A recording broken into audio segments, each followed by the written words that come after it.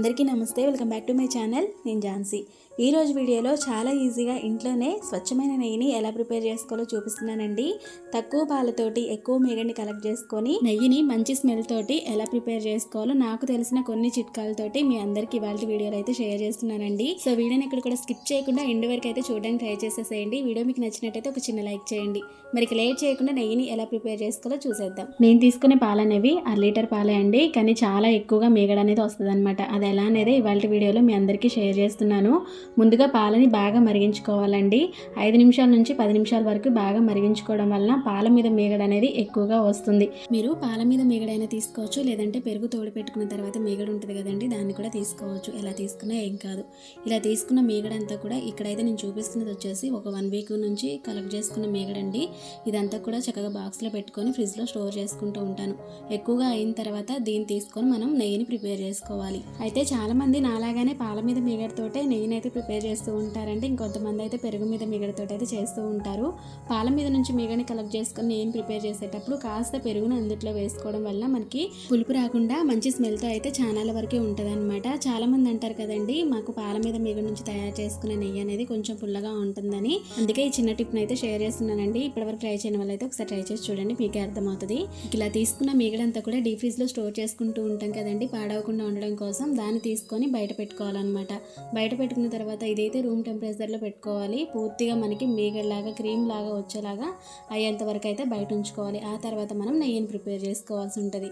నెయ్యిని ప్రిపేర్ చేసుకోవాలి అనుకున్న వెంటనే ఫ్రిడ్జ్లో ఒక 2 బాటిల్స్ వరకు వాటర్ని అయితే పెట్టుకుంటానండి. అవి బాగా కూల్ అవుతాయి కదా, మనం నెయ్యిని ప్రిపేర్ చేసుకోవడానికి కూల్ వాటర్ అనేవి ఎక్కువగా వాడుతూ ఉంటాం కాబట్టి. ఇక మిక్సీ జార్ని తీసుకొని ఇక్కడ తీసుకున్న మేగడ అనేది కొంచెం కొంచెంగా మిక్సీ జార్లో వేసుకుంటూ ఇలా క్రీమ్ లాగా చేసుకున్న తర్వాత కొద్ది కొద్దిగా వాటర్ని పోసుకుంటూ, అవి కూడా చల్లటి వాటర్ అనమాట, అవి పోసుకుంటూ బాగా మిక్స్ చేసుకున్నామంటే మనకి వెన్న రవ్వ అనేది పైకి తేలుతుంది. ఇక్కడ కనిపిస్తుంది చూడండి, ఈ విధంగా అయితే మనకు వెన్న రవ్వ అంతా కూడా పైకి తేలుతుంది అనమాట. పర్ఫెక్ట్గా ఈజీగా ఇంట్లోనే కొత్త వాళ్ళు కూడా నెయ్యిని అయితే ప్రిపేర్ చేసుకోవచ్చు. ఇలా మొత్తం కూడా మిక్సీ పట్టుకున్న వెన్న రవ్వ అనేది ఈ విధంగా ఉంటుంది కదండి. ఇప్పుడు ఇందులో మళ్ళీ కూల్ వాటర్ని పోసుకుంటూ పైన ఆ స్మెల్, అంటే ఆ మేగడ స్మెల్, పాల వాసన లాంటిది రాకుండా ఉండడం కోసం మళ్ళీ కొద్దిగా కూల్ వాటర్ని పోసుకొని ఇదంతా కూడా శుభ్రంగా ఒకసారి 2 సార్లు వాష్ చేసుకుంటే లోపల ఉన్న ఆ స్మెల్ అంతా కూడా మనకి రాకుండా ఉంటుంది. ఎందుకంటే ఇది మనము చానాల నుంచి స్టోర్ చేసుకుంటూ ఉంటాం కాబట్టి మనం నెయ్యిని ప్రిపేర్ చేసుకున్నప్పుడు మళ్ళీ స్మెల్ వస్తుంది అనమాట. అందుకని ఒక 2 టైమ్స్ వరకు శుభ్రంగా మళ్ళీ కడిగేసుకోవాలి. అది కూడా కూల్ వాటర్ పెట్టి ఇలా కడిగేసుకున్న మేగడ్ని ఒక కడాయిలో, పెద్ద కడాయి అనేది తీసుకోవాలండి, కొంచెం వెడల్పుగా ఉండే తీసుకోండి. చిన్న దాంట్లో చేసుకున్నామంటే మనం నెయ్యిని ప్రిపేర్ చేసుకున్నప్పుడు అది పొంగుతుంది కాబట్టి మొత్తం కూడా వేస్ట్ అవుతుంది అనమాట. అందుకని కొంచెం వెడల్పుగా పెద్దగా ఉన్నది, మందంగా ఉన్న కడాయి తీసుకొని స్టవ్ ఆన్ చేసుకొని పెట్టుకోవాలి. సేమ్ ఇదే ప్రాసెస్లో మీరు నెయ్యిని కరిగించకుండా, వేడి చేయకుండా బటర్ని కూడా ప్రిపేర్ చేసుకోవచ్చు అనమాట. ఒకటే ప్రాసెస్ అండి రెండింటికి కూడా. ఇప్పుడు గ్యాస్ని మీడియం ఫ్లేమ్లో పెట్టుకొని ఈ కడాయిని పొయ్యి మీద పెట్టేసుకొని మంట అనేది లో ఫ్లేమ్లో పెట్టుకొని దీన్ని అయితే కాచుకోవాల్సి ఉంటుంది అనమాట.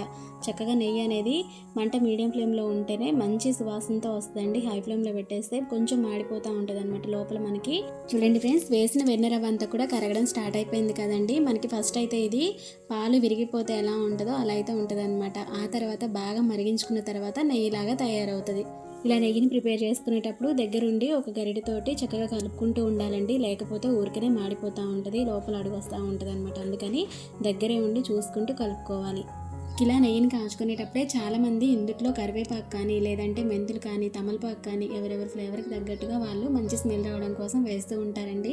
నేనైతే ప్లెయిన్గానే ఉంచుకుంటాను అనమాట. వేరే ఏవి వేసినా నాకు అంత నచ్చదు. అందుకని చెప్పేసి మీకు ఇష్టం ఉంటే కనుక ఇందులో తమలపాకు కానీ, మెంతులు కానీ, కరివేపాకు కానీ వేసుకోవచ్చు.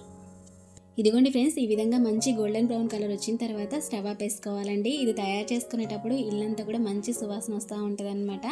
ఇదిగోండి ఫ్రెండ్స్, బాగా మరిగించుకున్న తర్వాత మనకి నెయ్యి అనేది ఈజీగా ప్రిపేర్ అయిపోయింది. చూస్తున్నారు కదండి, ఇది పూర్తిగా చల్లారిపోయిన తర్వాత స్టీల్ డబ్బాలో కానీ, లేదంటే మనకి గాజు జార్స్ ఉంటాయి కదా, అందుట్లో కానీ స్టోర్ చేసుకోవచ్చు.